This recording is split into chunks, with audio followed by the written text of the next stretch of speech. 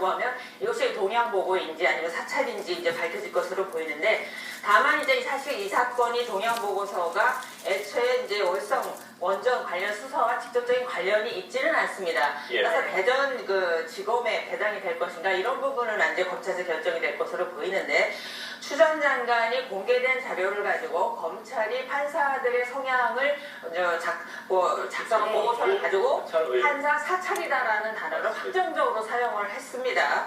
근데 그때는 검찰에서 자료를 수집한 것은 사실 다 공개된 자료였습니다. 근데 만약에 이 민간인 동양보고서라고 하는 것이 공개된 자료가 아니고 적법한 방법에 의해서 수집할 수 없는 방법을 사용했거나 목적이 불순했다라고 하면 이것이 사찰이라는 단어를 피할 수 있을 것인가 이런 생각이 듭니다. 네. 그런데 이제 탈원전 정책에 반대 목소리를 높였던 한 시민단체의 경우에는 이 시민단체가 출범도 하기 전에 동양보고서가 나왔다고 전해지고 있습니다.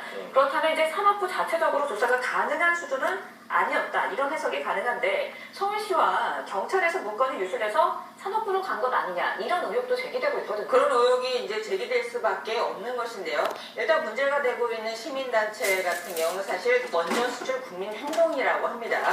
근데 시민단체 동양 관련한 문건들을 산자부에서 이제 동양을 살폈다라는 게 2017년 12월부터 이듬해 6월까지인데, 이 시민단체는 2018년도에 이제 출범을 했습니다.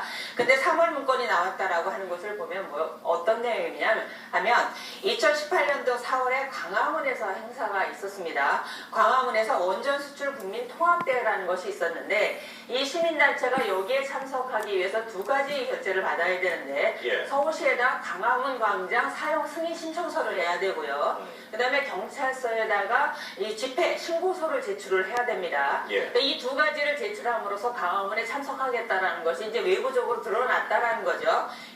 그러니까 그 시민단체 내부자와 그 다음에 서울시와 경찰청만 아마 이 집회 참석 사실을 알 것인데, 이것이 이제 외부로 알려졌다라는 것, 산자부에 알려졌다라고 하는 것인데,